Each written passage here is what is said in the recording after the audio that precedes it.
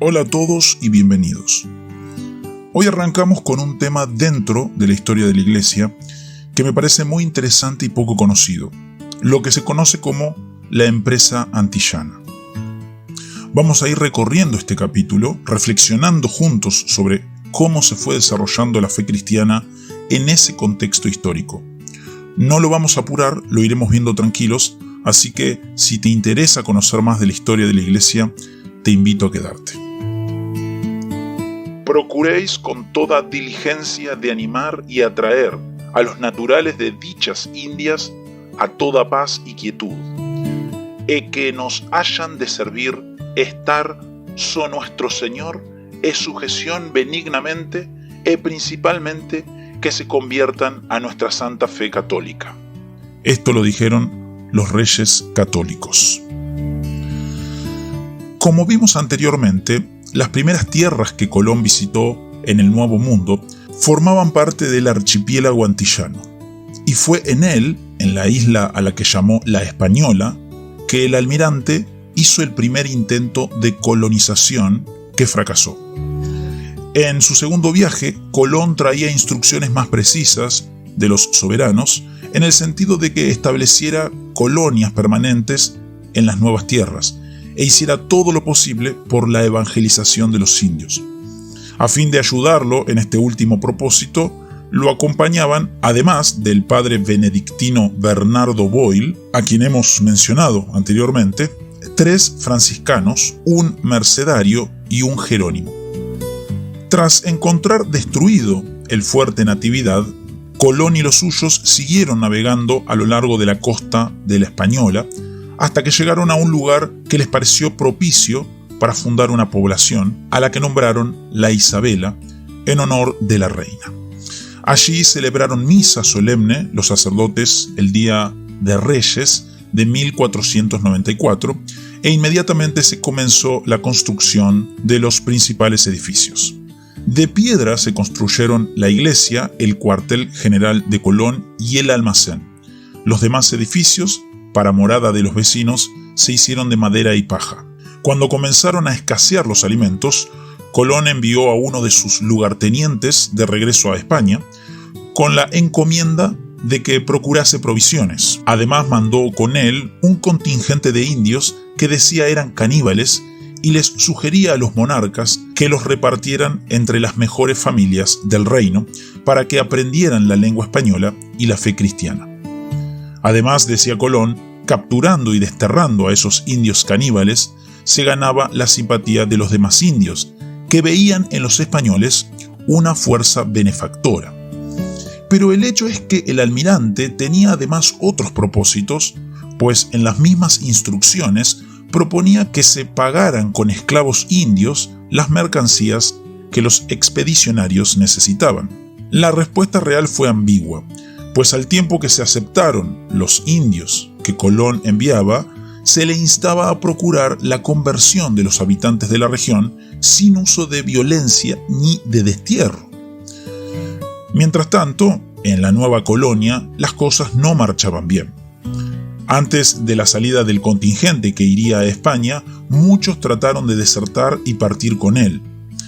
Tras castigar severamente a los rebeldes, Colón envió una pequeña columna a la región que los indios llamaban Cibao, pensando que quizás ese nombre indicaría que se trataba de Cipango, el nombre que entonces se le daba al Japón.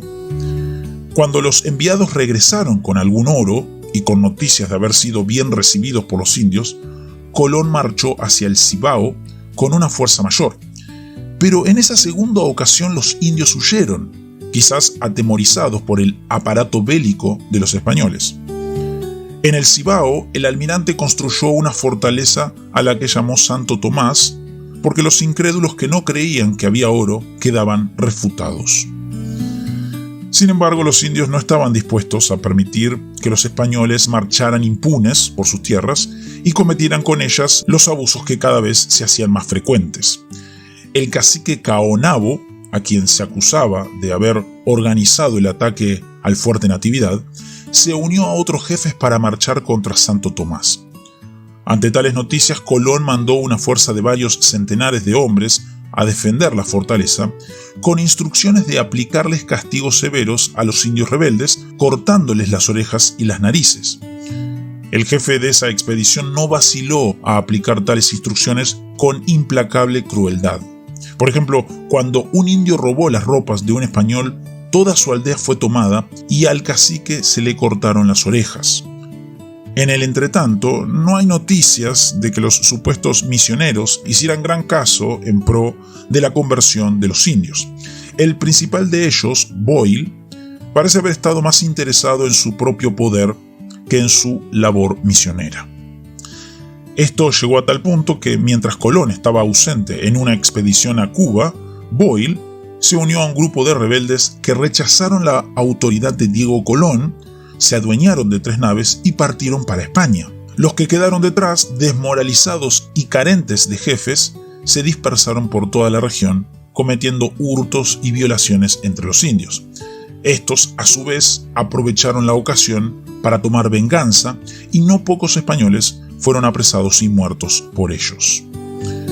En eso llegó Colón, cansado y amargado de un viaje infructuoso por las costas de Cuba, dispuesto a desatar sobre los indios el huracán de su cólera. Los indios muertos se contaron por millares y muchos centenares fueron hechos prisioneros y enviados a España como esclavos.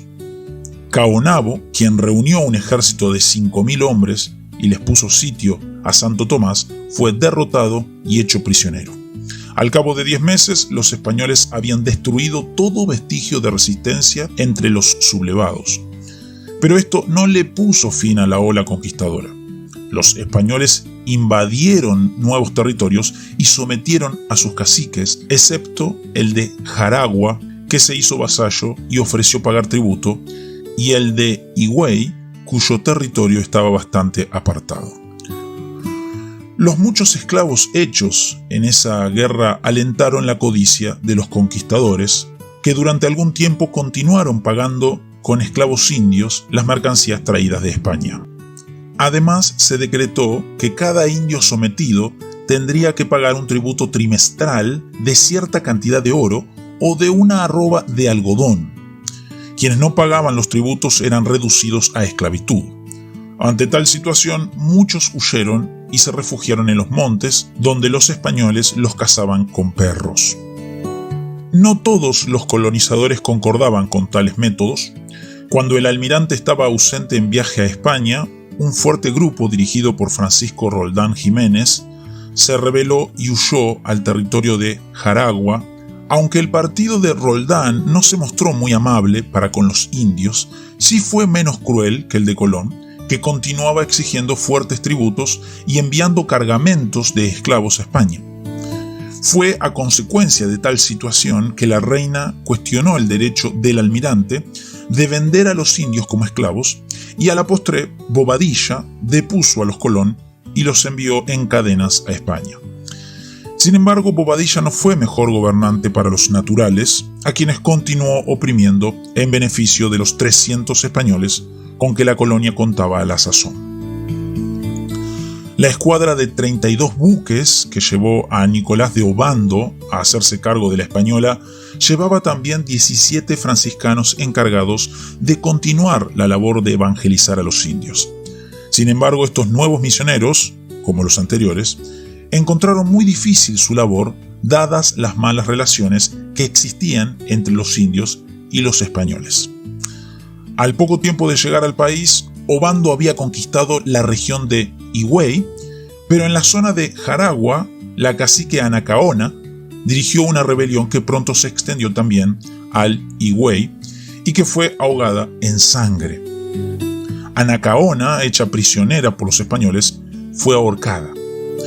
Mientras tanto, los indios sumisos eran entregados en encomienda a los españoles, con la condición de que éstos les enseñaran la fe cristiana y les pagaran salario. Pero el sistema de las encomiendas no era más que un subterfugio para la esclavitud, prohibida por la corona. Según cuenta Las Casas, los misioneros no hicieron más que tomar en sus casas algunos niños, hijos de caciques, con el propósito de enseñarles las letras y la fe y buenas costumbres. En 1503, la corona dio instrucciones a sus representantes en la Española en el sentido de que los indios debían vivir en pueblos y no diseminados por toda la comarca, y que en cada pueblo debía haber un oficial de gobierno y un capellán. Pero tales pueblos no fueron los lugares felices que los reyes esperaban, pues los indios, tomados de ellos y sometidos a trabajos forzados en las minas, a veces no podían ver a sus familias por meses. Mientras tanto, en Europa, se hacían las gestiones para el establecimiento de la jerarquía eclesiástica en las nuevas colonias. Tras un intento fallido de fundar 3 sedes en la Española, en 1511 se fundaron por fin en esa isla las de Santo Domingo y Concepción de la Vega y la de San Juan en Puerto Rico. Es interesante y revelador notar que en las instrucciones reales a los nuevos obispos se les indicaba que no debían estorbar las labores de extracción de oro, sino que al contrario debían decirles a los indios que el oro se usaría en guerras contra los infieles y que en todo caso los obispos han de enseñar las otras cosas que vieren que pueden aprovechar para que los indios trabajasen bien.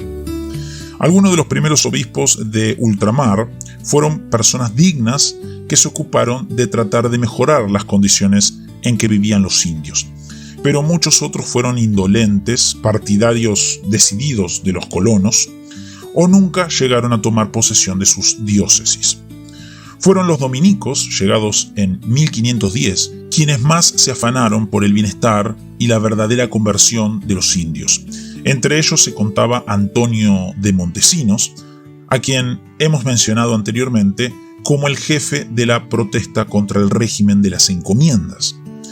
La comisión de Jerónimos, que vino a la Española a consecuencia de la agitación de Montesinos y de las casas, sugirió que se les devolviese la libertad de los indios o que, si tal cosa era impracticable, se hicieran encomiendas perpetuas más bien que por 3 años, y que esas encomiendas fueran estrictamente supervisadas por la corona a fin de evitar abusos. Cuando la corona decretó la libertad de los indios, hubo resistencia por parte de los españoles, cuyos argumentos parecieron confirmarse en una rebelión de indios. El resultado neto fue que estos perdieron la poca libertad que tenían y muchos también la vida. A la postre, los pocos que lograron sobrevivir aceptaron el bautismo de igual modo que aceptaron la dominación española, porque no les quedaba otra alternativa. Y bueno, hasta acá llegamos por hoy. Como vimos, la historia de la Española no es solo conquista y expansión, sino también abuso, injusticia y, gracias a Dios, el comienzo de una conciencia cristiana que se animó a levantar la voz. Espero que este repaso les haya servido para reflexionar un poco. Si quieren seguir acompañando el recorrido por la historia de la Iglesia, pueden suscribirse, dejar su comentario y nos vemos en el próximo video.